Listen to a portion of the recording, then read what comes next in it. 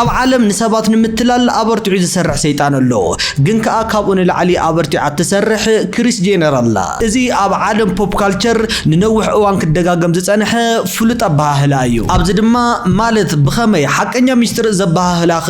እንታይ እዩ ዝብል ሕቶ ናብ ኣእምሮኹም ክመጸልኩም ይኽእል እዩ ክትርድእዎ ዘለኩም ነገር ግን እዚ ነገር እዚ ተራ ናይ ሆሊውድ ሴሌብሪቲ ወረ ጥራይ ዘይምዃኑ እዩ ሪኢኹም ሚልዮናት ዶላር ቅድሚ ምስራሕን ንገንዘብን ንዝናን ኢለን ምስ ወዲ ርክብ እንዳፈጸማ ብሕቡእ ቪድዮ ቀሪጸን ቅድሚ ምዝርግሕን ከምኡውን ናይ ጽባቐ ኤምፓየራት ቅድሚ ምህናጸን ቅድሚ ብፊልተራት ብናይ ሰርጀሪ ለውጥታትን ብዕንደራታትን ንዓለም ቅድሚ ምቁፅጻርን ሓደ ናይ ቤት ፍርዲ ጉዳይ ነይሩ እዩ ንመላ ኣሜሪካ ዘሰንበደ ናይ ቅትለት ክሲ ኣብ ርእሲኡ ድማ ኣብ ጎንቲ ንበዓልቲ ቤቱ ነበር ቀቲሉ ተባሂሉ ዝተኸሰሰብ ደው ዝበለ ፍሉጥ ጠበቃ ነይሩ ብድሕሪ መጋረጃ ድማ ነቲ ኩነታት ብቐረባት ትከታተልን ካብቲ ጉዳይ ንኹሉ ነገር ትመሃርን ዝነበረት ሓንቲ ስድራ ነይራ ስድራ ካርዳሽያን بدحري دماتا سدرا بيت ناي هبوبነት ትርጉም ኣብ ዓለም ለኻው ደረጃ በሐድሽ ክጽሕፈ ትጅምር ريخم ازلومن العلو ناي كارداشيانات زانتا طراي زيكونس زنا بخمي كم زهنز بخمي كم زغزا ادلاي بزخون اللوان دما بخمي كم اصوار كوعل كم زخل زرئي بعمقت زمرمر فيديو يخون ناي زا سدرا بيت عاوتون ناي كال ود تبعتاي ودقتن مرغمن مخانو دارغا مبزحتيكم تفلطي مسلنن بخمي انتلكم صبوق سدرا كارداشيان نابزل على درجه بزديه بقصري هيوتو امرون مويان نايتوم ابزوريان زنبرو مسان فقرن حدار ناي زجمر دق تبعتي هيوت كبلا عشان ملو بملو عنن ترايجو بزستل علون نابزنا والد زغرب ودي بقى اخيل وين خبال غير ونيو ابنا سبورت موزيكان عالمون ازتوريو زي عبي سم زتوهابو خوينو نسو دما ناي كارداشيان مرغم زبليجو سلازي ابزنا لون فيديونا سدرا كارداشيان بخمي كاب اوجي سيمبسون بيت فردي نابا عالم الخو بليونيرنت كم زبصحا نميديا عندران نا بليونات دولار زغمت نغداو تكال ناي مغيار استراتيجي انن كاب كلن العال دما ابز مسرح زي هيوتو ما امرو امن مويو من ناي زتغدو دق تبعاتيو تاريخ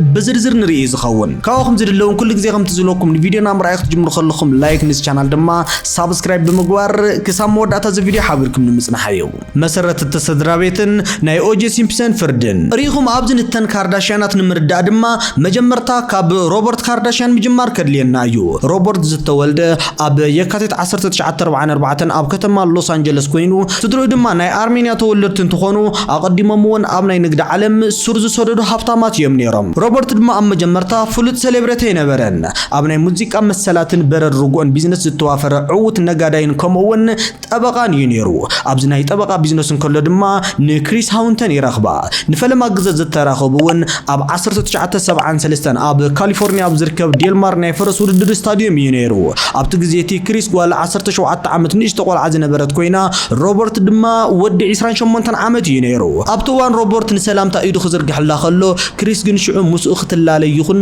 ቁጥር ቴሌፎናን ክትህቦ ፈቃደኛ ይነበረትን ምክንያቱ ክሪስ ካብ ንእስነታ ጀሚራ እንተ ዓይነት ጾታ ክትጻወት ከም ዘለዋ አጸቢቃ ዝተረደአት ራእሳን ሰብያ ነይራ አን ምርካብ አጸጋም መሲሉ ዝተሰምዖ ሰብ ኩሉ ድማ ኣብ ዙርያ ብዘለው የዕሩኽታ ቢሉ ዝኸይል ዝነበረ ኮይኑ ሮበርት ዝገበረውን ከምኡ ነይሩ ቁጥር ቴሌፎና ካብ የዕሩኽታ ይቀበል ብድሕሪ ዝኽልቲኦም ን5 ዓመታት ዝኣክል ድሕሪ ምጽናሕን ምጽንናዕን ኣብ 1978 ይመርዓው ኣነዋውሮም ድማ ኣብ ቤቨርሊ ሂልስ ብሃብትን ብናይ ሆሊውድ ጽባቐን ዝተኸበበ ነይሩ ብዛዕባ ሰብነቶም ብዛዕባ ባህሪያቶም እንተሪና ድማ ሮበርት ኣዝዩ ጽኑዕ ናይ ቢዝነስ ሰብ ክኸውን ከሎ ክሪስ ድማ ኣዝያ ማሕበራዊ ተዓቢ ዕላማ ዘለዋን ንማሕበራዊ ምትእስሳር ፍሉይ ትኹረት ትህብን ሰብያ ነይራ ክሪስ ኣቃልቦ ሰባት ብኸመይ ክትስሕብ ከም እትኽእል ጽቡቕ ጌራ ትፈልጥ ኮይና ሮበርት ድማ ብዛዕባ ሕጋዊ ቀውማን ባህሪያት ደቂ ሰባትን ጽቡቕ ርዲት ዝነበሮ ሰብ እዩ ኣብ ሓዳሮም እውን 4 ቆልዑ ዝወለዱ ኮይኖም ንሳቶም ድማ እተቀዳመይቲ ኮርቲኒ ካርዳሽያን ካልአይቲ ድማ ኪም ካርዳሽያን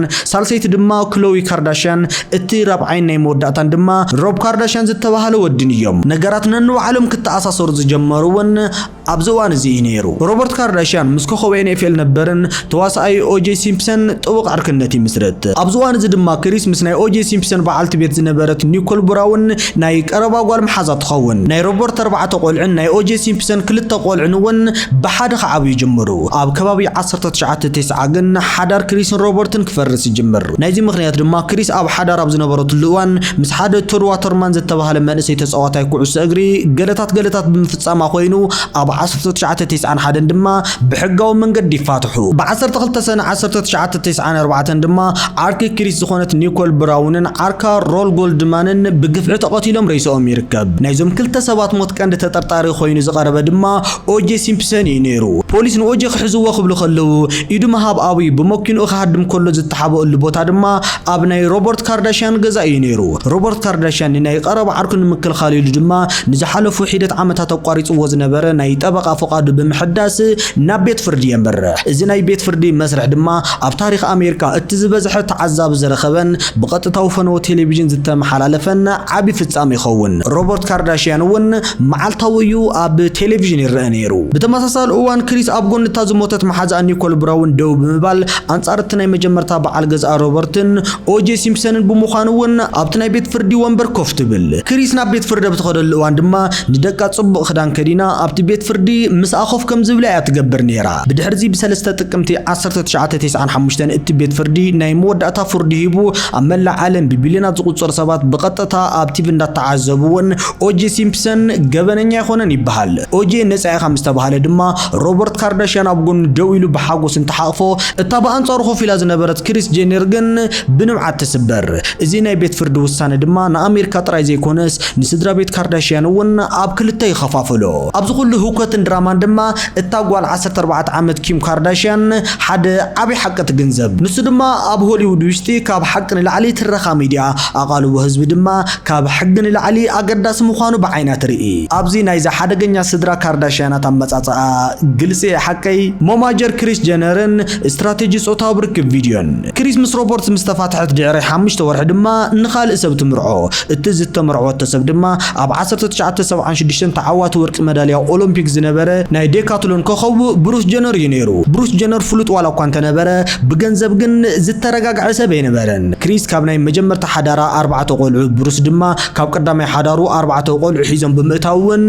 ዓብይን ዝተሓዋወሰን ስድራ ቤት ይመስረቱ ብድሕሪኡ ክልተ ዋልድ ማለት እውን ኬንዳል ጀነርን ካይሊ ጀነርን ዝተባሃላ ክልተ ዋልድ ይወልዱ ብሩስ ጀነር ድማ ኣብ 2015 ጾትኡ ብምቕያር ኬትሊን ጀነር ብዝብል ስም ምጽዋዕ ከም ዝጀመረ ዝፍለጥ እዩ ብዝኾነ ሮበርት ካርዳሽያን ድማ ብ30 መስከረም 2003 ብምኽንያት ሕማም መንሽሮ ጎሮሮ ህይወቱ ተሓልፍ ብሰንኪ ዝውን እታ ስድራ ቤት ቀንዲ ዓንዳ ኣትስእን ክሪስ ጀነር ግን ብዘይተናሓናሒ መራሒት ናይቲ ስድራ ቤት ትኸውን ኣብዚ እምበኣር ክሪስ ሞማጀር ኣደ ፕላስ ማናጀር ዝብል ሓድሽ ኣተሓሳስባ ዝፈጠረት ብፈረቓ ንደቃ ኣደ ብፈረቓ ድማ ናይ ደቃ ቢዝነስ እትመርሕ መዳርክቲ ዘይብላ ኣካያዲት ትኸውን ኣብዚ እዋን እዚ ድማ ኪም ካርዳሽያን ናይ ሃብታማት ክዳውንቲ ኣሰናዳኢትን ናይ ምትሓዚ ክዳውንቲ ኣዳላዊትን ብምዃን ስራሕ ትጅምር በዚ ምኽንያት ድማ ምስ ፍሉጣት ሰባት ሆሊውድ ንምስራሕን ንምቅርራብን ዕድል ትረክብ ብፍላይ ድማ ምስታ ናይ ሂልቶን ሆቴላት ሃብቲ ወራሲት ምስ ዝኾነት ፓሪስ ሂልተን ኪም ናይ ፓሪስ ሂልተን ሓጋዚት ተሰካሚት ቦርሳን ናይ ክዳን ኣሰናዳኢትን ኮይናውን ክትሰርሕ ትጀምር ዘ ሲምፕል ላይፍ ኣብ ዝተባሃለ ናይ ፓሪስ ሪያሊቲ ሾው እውን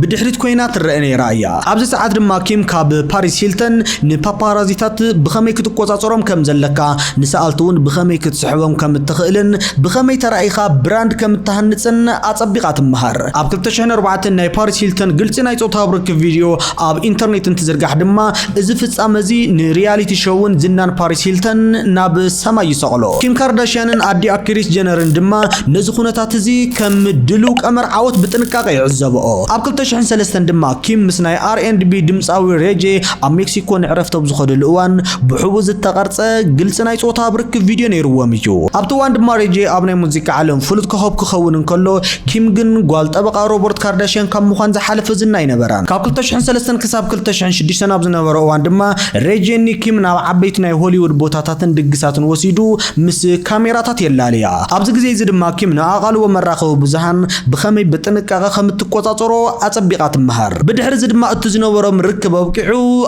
اب 2006 يفلاليو كوين ግን اتبحو تقاريص زبالكم ناي صوتا برك فيديو ابيدا دي كريس جينر بتنقاقه تقميطو ساعاتو እንዳተጸበየ ይዘሎ ድሕሪ ምፍልላዮም ወን ኣብ ለካቲት 2007 ኪም ካርዳሽያን ሱፐርስታር ዝተባሃለ ናይ ኪም ሬጂን ግልጽ ናይ ጾታ ብርክ ቪዲዮ ሃንደበት ኣብ ኢንተርኔት ይዘርጋ ኪም ድማ ነቲ ቪዲዮ ንዝዘርግሖ ቪቪድ ኢንተርቴይንመንት ዝተባሃለ ትካል ተኸሶ ኮይኑ ግን እዚ ኩሉ ዝተፈብረኸ ድራማ እዩ ነይሩ ድሕሪ 3 ወርሕ ድማ ኪም ነቲ ክሲ ብምቁራጽ ነቲ ትካል ነቲ ቪዲዮ ንኽሸጦ ፍቃድ ብምሃብ ናይ $5 ሚልዮን ክፍሊት ተቀበል እታ ቪዲዮ ድሕሪ ምዝርጋሓ ኣብ ውሽጢ ሒደት ሰሙን ጥራይ ወን 1.4 ሚልዮን ኣታው ተመዝግብ ከም ትሬጀ ድሕሩ ዝገለጸውን እቲ ቪዲዮ ሳክት ሸሊኹ ዝወፀ ዘይኮነስ ኮኔልካ ተቆሪጹን ተኣሪሙን ብፍቃድ ኪምን ኣዲኣ ክሪስ ጀነርን ዝተዘርግሐ ነይሩ ኣዲኣ ክሪስ ጀነርን ማሕበራዊ ሚድያ ብዘይነበረሉ እዋን ንዕንደራ ናብ $1 ቢልዮን ዝግመት ናይ ሃብቲ ኢምፓየር ምቕያር ዝኸኣለት ቀንዲ ደራሲት ትኸውን እሞ ኸኣ ናይ ጓላ كبيد نجار بزخنا التقدمي قداي مرقم كارداشيان ريجي يخون ريجي مالت دما اب 1997 جنا اب 16 عامتو ليتيز جو بزبل درفو اب بيلبورد هوت 100 مبل 25 درجه زحازه اب كل تشحن حدن دما مثل الكيم ويت ام مينيت زبل سرح زسرحه كابز بتوسخي ام مويشا ناي تي في شو ون زتواسه عبي تصفا زلو ناي ار ان بي خوخوب ينيرو كوين جن كيم كارداشيان ناب هوليوود مئتاو كم مصاوت زغلغل قداي يخون ات فيديو مستزرغحون زنا كيم كارداشيان سماين تعرق مويا موزيكا ريجيغن بقلطف بايتا خزبت يجمر اب 2013 دما اي هيت ات فيرست تبل ناي وشتو قسل تغلص درفو والا كون تسرحه ريته حزب جن اب غون كيم سلازنبره كم قن ان تسفا زقرصن سبيق تصر اب زوانو ريجي كبناي كلت شحتات كوخو موزيكا زيكونس ات مسكيم كارداشيان صيف فيديو زسرحه ود بزبل سم تراي يذكر ات ناي رياليتي تي في درامان ريجي بوشن ات ناي صوتا برك فيديو مستزرغه دحر حيده توارح ب14 تقمتي 2017 دما كيبينج اب ويز كارداشيان AUWTK زتبهاله ناي رياليتي شو اب اي شانال كم حلالف يجمر اتي قدامي كفال دما ملو بملو بزعبا نايتي فيديو عندران كيم بسونكو زتسمع قنزان زغلص ينيرو ريخم ابزي اتي ناي كيم كارداشيان عندرا اقالبو نتفتر اتي رياليتي شو دما نتا اقالبو ناب نغدي قيرو از شو زدما 10 سيزونات كساب 2021 زصنحو خينو اب 2022 دما ذا كارداشيان بزبل سم ناب ستريمينج بلاتفورم هلو تسغاغر نايت بروجرام وانا سانارا دما ريان سيكرست ولا كانت خونه بدحر مغارجا نايت سرح انفت مولو بمولو تقصاصور زنبرت جن كريس جينر يانيرا ات بروجرام دما سلسته حدغኛታት ሜላታት ይጥቀም ነይሩ እትናይ መጀመርታ ትረኻው ምዝመዛዩ ናይ ህይወቶም ንስ ወከፍ ፍጻመ በካሜራ ይቀርጽ እትዝ ተቀርጸ ቪዲዮ ድማ ተቆራሪጹ ድሕሪ አዋርሕ ንህዝብ ክቀርብ ከሎ እታ ስድራ ቤት ድማ ንራአያ ህዝቢ ሙሉ በሙሉ ተቆጻጸሮ እትኻላይ ድማ ናይ ገጸ ባህሪያት ሕርያዩ ኪም እታ ማራኺትን ሰሓቢትን ኮርቲን ኸኣ ርግእ ዝበለትን ተቃዋሚትን ክሎኒ ድማ እታ ግልጽን ዋዘኛን ክሪስ ከኣ ብድሕሪ ኩሉ ነገር ትንቀሳቀስ ኣዋሃሪትን ኮይነን ይጻወታ እትሳልሳይ ድማ ንግጭት ምብራኽዩ ኣብቲ ሾው ዝፍጸሙ ድራማታት ኩሎም ሃንደበት ዝፍጠሩ ዘይኮኑስ ተዓዘብትን ምስሓብ ተባሂሎም ኣቀዲሞም ዝተወጠኑን ዝተወደውን እዮም ኣብዚ ካልኣይ ግዳይ መርገም ኪም ካርዳሽያን ኮይኑ ንረኽበውን ንሬጂ ቡሽ እዩ ሬጂ ቡሽ በዩኒቨርሲቲ ደረጃ ኣብ ናይ ኣሜሪካ ፉትቦል ማለት እውን NFL ታሪኽ ኣዝዩ ዓብይ ስም ዝነበሮ ኣብ 2005 እውን ዋንጫ ሄስማን ተዓዋች ዝኾነን ኣብ 2006 ድማ ብኒው ኦርሊንስ ሳይንቲስት ሓርዩ ዝኣተወ ዓብይ ስፖርተኛ እዩ ነይሩ ገና ናብ NFL ቅድሚ ምእታውን ምስ ኣዲዳስ ፔፕሲን ጀነራል ሞተርስን ምስ ዝበሃሉ ዓበይቲ ትካላት ናይ $1 ሚልዮን መዋዓውዕታት ዝፈረመ ናይ መጀመርታ ኮኸብ ስፖርት ማሕበራዊ መራኸብታት እዩ ኣብ 2007 ድማ ስድራ ቤት ካርዳሽያን ንሬጂ ቡሽ ከም ፍጹም መጻወቲ ኪም ገይረን ይሓሪኦ ኣብ KUWTK ሲዝን 2 ድማ ኪም ንሬጂ ጥራይ ዝኸውን ብሕቲ ዕርቃና ስእሊ ክትወስድ ትረአ እንተኾነ ግን ኣዲኣ ክሪስ ጀነር ብዘይ ፍቃድ ኪም ነተን ስእልታት ንህዝቢ ንምሻጥ ምስቲ ሰኣላይ ስምምዕ ክትገብር ከላ ትረአ ኪም ድማ ብተግባር ኣዲኣ ተስፋ ከም ዝቆረጸትን ከም ዝሓዘነትን መሲላ ኣብ ቅድሚ ካሜራ ዋላ እኳ ተነበዐት እተን ስእልታት ግን ብወግዒ ተሓቲመን ንህዝቢ ተሸይጠን እየን እዚ ኩሉ እውን ኣብ ቲቪ ዝረአ ዝነበረ መድረኻዊ ድራማ እምበር ኣብ ክውንነት እውን እተን ስእልታት ንህዝቢ ክሽየጣን ኣታው ንኽርከባን ድሮ ብኪምን ብኣዲኣን ዝተወጠነ ስትራቴጂ ነይሩ ሬጂ ቡሽ ድማ ኣዝዩ ትሑትን ናይ ብሕቲ ህይወት ዝፈቱን ሰብ ዋላ እኳ እንተነበረ ናይ ካርዳሽያናትን ናይ ፓፓራዚታት ካሜራን ግን ሰላም ይኸልእዎ ብድሕሪዚ ኣብ መንጎ 2009ን 2010 ድማ ብወግዒ ይፈላለዩ ኣብቲ ሸው ድማ ኪም በትፍትሕ ከም ዝተጎደአ ተገይሩ ክቐርብ ከሎ ሬጂ ቡሽ ድማ ምስ ዓወት ኪም ማዕረ ክስጉም ዘይከኣለ ድኹም ሰብ ተገይሩ ብሚድያ ቀርብ እቲ ሓቂ ግን ሬጂ ምስኪን ማዕረ ክስጉም ዘይከኣለ እታ ሰብ ብሰንኪ ትሰርሖም ዝነበሩ ዝፈሸሉን ምትላል ዝተመልኦምን ንግዳዊ ትካላት ዝተለዓለ እዩ ነይሩ ኣብተን ዓመታት ስድራ ቤት ካርዳሽያን ዘዋዓው ዓለም ዝነበራ ቀንዲ ናይ ምትላል ንግዳዊ ትካላት እውን እዞም ዝስዕቡ እዮም ነይሮም እቲ ናይ መጀመርታ ካርዳሽያን ካርድ ዝብል እዩ ልዑል ወለድ ዘለዎን ንመንእሰያት ዘታልልን ክሬዲት ካርድ ኣብቲ ወርሒ ካብ ዕዳጋ ይስረዝ እቲ ካልኣይ ድማ ኩዊክ ትሪም ዝተባሃለ ናይ ሓሶት ናይ ክብደት መነከይ መድሓኒት ብምልላየን ናይ $5 ሚልዮን ክስ ይቀርበለን ካልእ ድማ ስኬቸር ሼፕ ኣፕ ዝተባሃለ ጫማ ኮይኑ እዚ ጫማ ንሰባት ክብደቶም ይንክየሎም እዩ ብዝብል ናይ ሓሶት መዋዓዊዕ ምኽንያት እትካል ናይ $40 ሚልዮን ቅጽዓት ይንበረሉ እዞም ኩሎም ሕጋውያን ዕንደራታት ኣብ ዙርያ ካርዳሽያን እንትሽክርከሩ ድማ ሬጂ ቡሽ እውን ኣካል ናይ ዝህውከትን ዕንደራን ኮይኑ ይተርፍ ብዚ ምኽንያት እውን ሬጂ ቡሽ ኣብ 2010 ምስ ጋንታ ሳይንቲስ ናይ ሱፐር ቦል ተዓዋቲ ዋላ እኳ እንተኾነ ምስኪን ብዝነበሩ ናይ ካሜራ ድራማን ናይ ቢዝነስ ዕንደራን ግን ኣብ ናይ ስፖርት ዓለም ትኹረቱ ኣብቲ ፀወታ ዘይኮነ ዝተጋነነ ተፃዋታይ ኦቨርሬትድ ዝብል ሕማቕ ስም ይወሃቦ ካብዚ ቀፂልና ንረኽቦ እቲ ሳልሳይ ናይ ካርዳሽያን ግዳይ ድማ ክሪስ ሃምፍሪስ ዝተባሃለ ሰብ እዩ ኣብ 2011 ኪም ካርዳሽያን ምስ ተፃዋታይ NBA ዝኾነ ክሪስ ሃምፍሪስ ትምርዖ እቲ መርዖኦም ድማ ናይ $10 ሚልዮን ወፃእታት ዘውፅአ ኮይኑ ኣብ ቻናል እውን ፅውፅዋይ መርዓ ኪም ብዝብል ናይ 4 ሰዓት ፍሉይ ናይ ቲቪ ፕሮግራም ይመሓላለፍ ኮይኑ ግን ድሕሪ መርዖኦም ኣብ 72 መዓልታት ጥራይ ኪም ሃንደበት ናይ ምፍታሕ ሕቶ ተቐርብ ክሪስ ሃምፍሪስ ድማ ብትውሳነ ኣሰንቢዱ በዓልቲ ቤተ ይፈትዋ እየ ምፍታሕ ኣይደሊኒ እንዳበለ ዋላ እኳ እንተተማሕፀነ ኪም ግን ኣብቲ ናይ ቲቪ ሾው ንክሪስ ከም ሓደገኛን ተጻራፍን ሰብኣይ ገይራ ኢዲት ብምግባር ንህዝቢ ተቕርቦ ክሪስ ሃምፍሪስ ድማ ኣብ 2012 ናብ ቤት ፍርዲ ብምኻድ እዚ ሓዳር ናይ ብሓቂ ይነበረን ንኣታውን ዝናን መደብ ቴሌቪዥን ተባሂሉ ዝተፈጸመ ምትላልዩ ነይሩ ብምባል ንኽስረዝ ጥርዓን ይቐርብ ድሕሪ ናይ ልዕሊ 1 ዓመት ናይ ሕጊ ውግእን ጠበቃታት ኪም ነቲ መስርሕ ብምድንጓይን ክሪስ ከም ዝተታለለ ዘረጋግጹ ኩል መርትዑ ንኸየቕርብ ጽልዋ ይሕድርሉ ኣብ መወዳእታ እውን ክሪስ ኣብ 2013 ተስፋ ቆሪጹ ነቲ ክሲ ንኸቋርፅን ወግዓዊ ስምምዕ ፍትሕ ንኽፍርምን ይግደድ ድሕሪ ዝፍጻመ ድማ ክሪስ ዓለም ሙሉእ ከም ዝጸልኦን ንዓመታት ግዳይ ጭንቀትን ዲፕሬሽንን ከም ዝኾነን ስፖርታዊ ሞይኡ እውን ሙሉእ ብምሉእ ከም ዝዓነወ ብግልጽ ተዛሪቡ እዩ እቲ ራብዓይ ናይ ካርዳሽያን ግዳይ ድማ ላማር ኣዶም ዝተባሃለ ሰብ እዩ ላማር ኣዶም ማለት ድማ 2.08 ሜትር ቁመት ዘለዎ ኮኸብ ኩዕሶ ስክዒት ኮይኑ ኣብ 1997 ኣብ ዝተኻየደ ድራፍት NBA ብኤልኤ ክሊፐርስ ዝተሓረየ ኣብ 2009ን 2010 ድማ ምስ ኮኸብ ብራይት ኣብ ኤልኤ ሌከርስ ቻምፒዮን NBA ዝዓተረ ዓብይ ኮኸብ ኩዕሶ ስክዒት እዩ ነይሩ ላማርን ክሎይ ካርዳሽያንን ድማ ኣብ ነሓሰ 2009 ይላለዩ ድሕሪ ምልላዮም ድማ ኣብ 3 ሰሙን ኣብ መስከረም 2009 ብሕጋዊ መንገዲ ይመርዓዑሞ ወዲያው ንኸኣ ኬኒ ኤንድ ላማር ዝተባሃለ ናይ ባዕሎም ናይ ሪያሊቲ ሾው ይኸፍቱ ላማር ድማ ኣብ 2011 ናይ NBA Six Man of the Year ተዓዋታ ይኸውን ኮይኑ ግን እቲ ናይ ሪያሊቲ ሾው ትኹረትን ናይ ካርዳሽያናት ልጓም ዘይብሉ ናይ ነባብራ ሜላን ንናይ ላማር ህይወት ክህው ኸይጅምር ካብ 2011 ክሳብ 2013 ኣብ ዘለዎ ዓመታት እውን ናይ ሞያ ህይወቱ ባይታ ይዘብጥሞ ብሰንኪ ድማ ናብ ከቢድ ወልፊ ሓሽሽ ይኣቱ ብድሕሪዚ ኣብ 2013 ክሎዊ ናይ ፍትሕ ተቐርብ ብድሕሪዚ ላማር ምፍራም ስለ ዝኣበየን ክሎይ ድማ ክሳብ ድሓር ተስፋ ስለ ዘይቆረፀትን እትፍትሕ ንክልተ ዓመት ኣብ ምፅራይ ይጸንሕ ኣብ መንጎዚ ድማ ኣብ ጥቅምቲ 2015 ላማር ኣብ ኔቫዳ ዝርከብ ቦታ ልዕሊ ዓቐን ሓሽሽ ድሕሪ ምውሳዱ ኣእምሮኡ ሲሒቱ ተረኺቡ ናብ ሆስፒታል ይውሰድ ኣብቲ እዋን ድማ 12 ወቕዕ እምሮን 6 ወቕዕ ልቢ ነጋጢምዎ ንስለ ካብ ኣፍ ሞት ይተርፍ ክሎዊ ኣዋን ሕክምንኡ ኣብ ጎኑ ዋላ እኳ እንተነበረት ኣብ 2016 ግን እትፍትሖም ብሕጋዊ መንገዲ ይፍጸም እዛ ስድራ እዚኣ ማዕረ ክንደይ ተንከሲስ ምዃና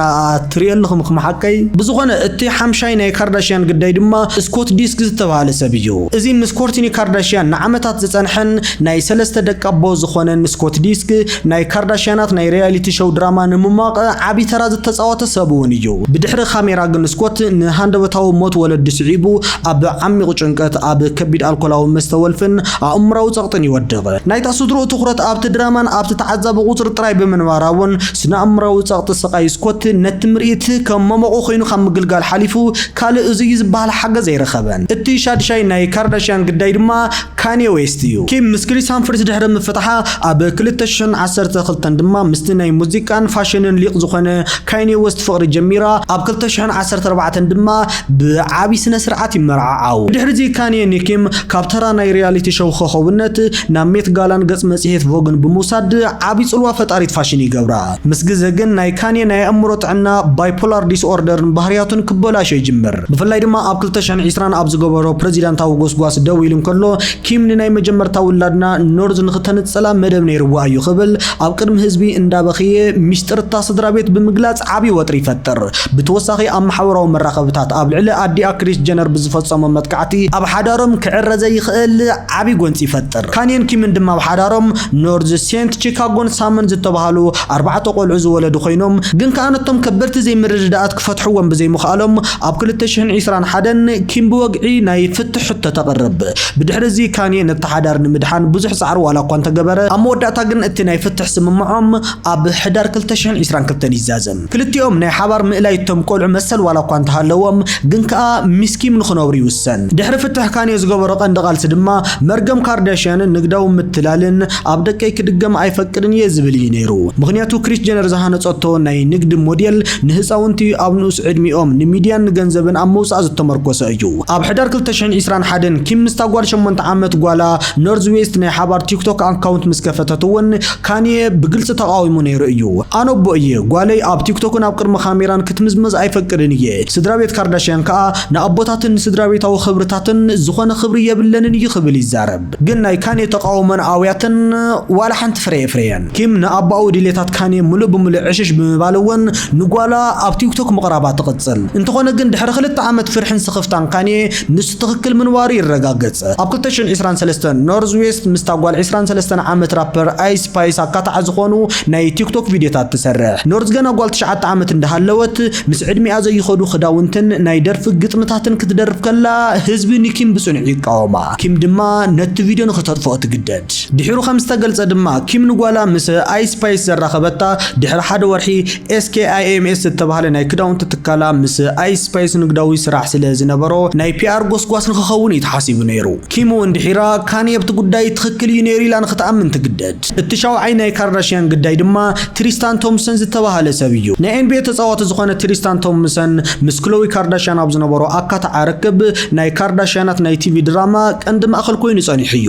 እዞም ሰባት ዝተላለዩ ድማ ኣብ 2016 ኮይኖም ትሪስታን ኣፍቃሪቱ ነበር ገዲፉ ናብ ክሎዊ ዝኸደ ድማ እታ ነበር ኣፍቃሪቱ ማለት እውን እታ ቅድሚኣ ዝነበረት ሰበይቱ ናይ 6 ወርሒ ጥንሲ ኣብ ከብዳ ሒዛ ከላ እዩ ነይሩ እዘን ስድራ እዚአን ዝቐረብኦ መወዳት እንታይ ከም ዘንከኦም እኮ ዝገርም ነገር እዩ ብዝኾነ ድሕሪ 1 ዓመት ምርኻዎም ኩለይ ንኽትወልድ መዓልታት ጥራይ ብዝተረፈሉ እዋን ድማ ትሪስታን ንፈለማ እዋን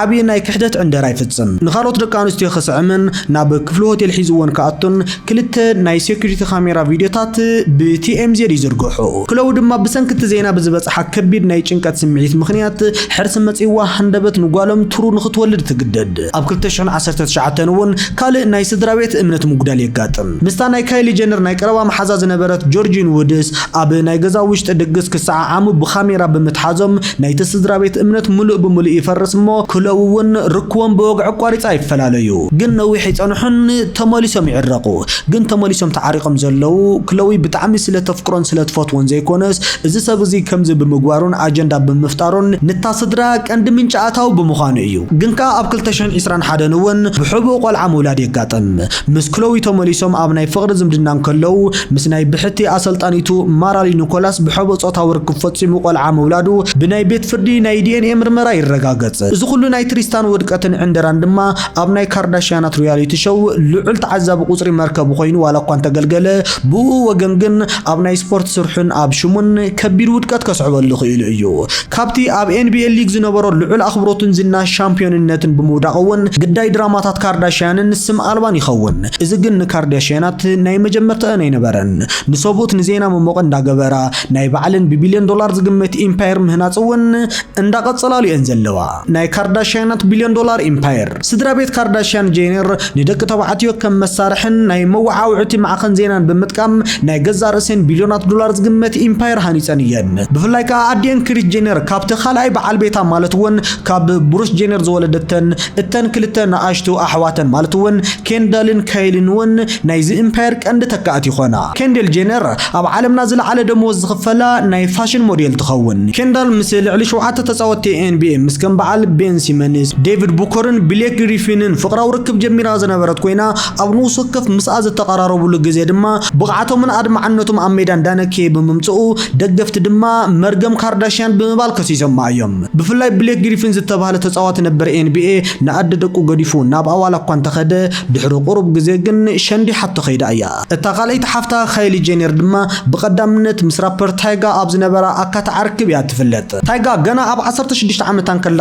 ፍቅራዊ ርክብ ጀሚሩ ዝነበረ ኮይኑ ንዓኣን ምሕጓስ ኢሉ ኣብ ዝኣተወ ልዑል ናይ ገንዘብ ዕዳውን ናይ ሙዚቃ ህይወት እውን ባይታ ክሳብ ምዝባጥ በጽሒ እዩ ብድሕሪኡ ካይሊ ኮስሞቲክስ ዝተባሃለ ትካል ጽባቐ ድሕሪ ምምስራታ ከዓ ኣብ ንእስነታ ቢልዮነር ዝኾነት ሰብ ዝብል ስም ይወሃባ ኣብ 2019 እውን ፎርብስ መጽሔት ብናይ ገዛ ርእሳ ጻዕሪ ቢልዮነር ዝኾነት መንእሰይ ክብል ይገልጻ ኮይኑ ግን ኣብ 2020 ፎርብስ ብዝገበረ ምርመራ ካይሊ ናይ ኣታው ሰነዳት ኣጋኒና ብምቕራብ ከም ዘታለለት ብምግላጽ ነቲ ናይ ቢልዮነር ማዕርጋ ይስርዞ ብድሕሪኡ እቲ ሸወን ኣብ 2021 ካብ ቻናል ናብ ሁሉ ማለት እውን ዘ ካርዳሽያንስ ድሕሪ ምዝዋሩ ኣቀራርበን ካብ ቀጥታ ስድራቤታዊ ድራማ ናብ ንግደንን ነቲ ዝሃነጾ ሓጽያዊ ግዛት ምሕላውን ይሰጋገራ ኮይኑ ግን እዚ ኩሉ ብቢልዮን ዶላር ዝግመት ኢምፓየርን ዓወትን ዝመጸ ሳክት ብዘይ ሓንቲ ዋጋ ዘይኮነስ የግዳስ ናይ ካልኦት ባህልታት ብምዝማዘን ናይ ሓሶት መብጻዕታት ብምሻጥን ዝተሃነጾ እዩ ብምባል ኣብ መላእ ዓለም ሰፊሕ ነቐፌታን ተቃውሞን የጋጥመን ብፍላይ ድማ ኣብ ልዕሊ ካርዳሽያናት ሰለስተ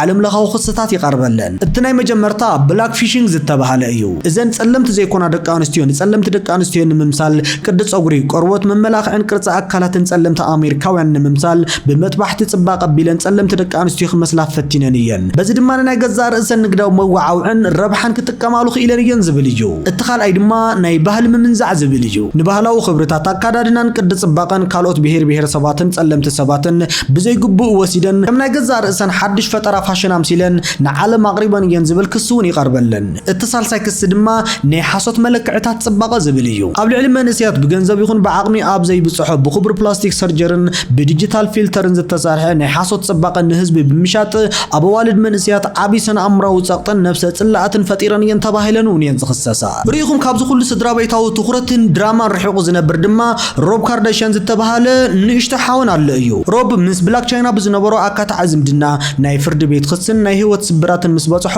ሙሉእ ብምሉእ ካብ ዓይኒ ካሜራን ካብቲ ናይ ስድራ ቤት ሪያሊቲ ሾውን ርሒቑ ብስቕታ ንኽነብር ይግደድ እቲ ዘገርም ነገር ድማ ብላክ ቻይና ማለት ኣቀዲማ ካብቲ ናይ ሓፍቱ ካይሊ ጄነር ኣፍቃሪ ዝነበረ ራፐር ታይጋ ቆልዓ ዝነበራ ብምዃና እቲ ናቶም ዝምድና ድማ ንናይቲ ስድራ ቤት ድራማ ብዝበለጸ ከም ነዳዲ ኮይኑ የገልግሎ ነይሩ ግን ካብዚ እዚ ኩሉ ነገር ዘይሩ ናብቲ ሓንቲ ቀንዲ መሓዳሪት ዝኾነት ሰብ እዩ ዝኸይድ ናብ ኣዲኦም ክሪስ ጄነር እዛ ሰብ እውን ተራደ ወይ ድማ ማናጀር ጥራሕ ኣይነበረትን ኣብ ሆሊውድ ሞማጀር ኣደን ማናጀርን ብምባል እትፍለጥ ክሪስ ናይ ንግዲ ስምምዓት ትደራደር ኣብ ሪያሊቲ ሾው ድማ ናይቲ ታሪክ ኣቀራረባ ትቆጻጸር ንግድን ዕንደራን ብምውህሃድ ከዓ ናብ ቢልዮን ዶላር ትቕይር ሰብ እያ ኣብዚ ድማ እቲ መርገም ካርዳሽያን ዝበሃል ነገር ሳክት ዲኸውን ወይስ ሓቂ እዩ ገለ ዝብል ናብ ስፍሕ ዝበለ ክትዕ ዝወስድ ኮይኑ ግን ከዓ ብሓደ ነገር ርግጸኛታት ክንከውን ንኽእል ኢና ንሱ ድማ ምስ ዘነዋል ርክብ ዝጀመሩ ደቂ ተባዕትዮ ኩሎም ሞያውን ውልቃውን ህይወቶም ከዓኑ እንከሎ ካርዳሽያናት ግን ኩሉ ግዜ ብዓወት የንልዓል ዝወፃ ነይረን ዋላ ናይ ጾታዊ ርክብ ቪድዮታትን ብሕቡቕ ቀሪፀን ተዘርግሖ እቲ ስሙ ዝጽልምን ርእሱ ዘድንንን ንሳቶን ዘይኮናስ ብኣንጻሩ እቲ ምስአን ዝበዓለ ገሰብ እዩ ናተን ዝናን ሃብትን እውን ብኣንጻሩ ሰማይ ዝዓርግ ኣብዛ ስድራ እዚኣ እውን ንዝና ንገንዘብን ሰዓብትን ንምፍራይን ኢልካ ውልቃዊ ክብሪ ዕርቃንን ስድራቤታዊ ሚስጥርን ናብ ዕዳጋ መቕራብ ተራ ነገር እዩ እሞ እዚ ነገር ውሽጣዊ ሰላም ሓቀኛን ርጉእን ዝኾነ ህይወት ከምጽእ ይኽእል ዶ ንዝብል ግን መልሱ ፍሉጥ እዩ ብፍጹም ብዝኾነ ንስኹም ከ ሃብትን ዝናን ኣብ ክብርን ዋጋን እንተዘይተሃኒጹ እንታይ ዝፍጠር ይመስለኩም ከም ካርዳሽያናት ሃብትን ዝናን እንተተታሒዙ እቲ ካልእ ነገር ድሒሩ ዝተኻኸል ነገር ኢልኩም ድኹም ተሓስቡ ወይስ ኣብ ትሕቲ ዝኾነ ኩነታት ንኽብርና ኣብ ዋጋ ዕዳጋ ክንእትየብልና ኢልኩም ትሓስቡ ብዛዕባ ዛ ከይሲ ዝኾነት ስድራኸ انت حساب رئيت لكم حساب رئيتكم ابناي كومنت مصعوب تاخذ غرفلي تخليكم تصفى يقبركم زفتكم من تفاتيكم لايك ني channelنا دما سبسكرايب بمغبار بيتسبنا channel كونو ابقى صال بخالي فيديو راخب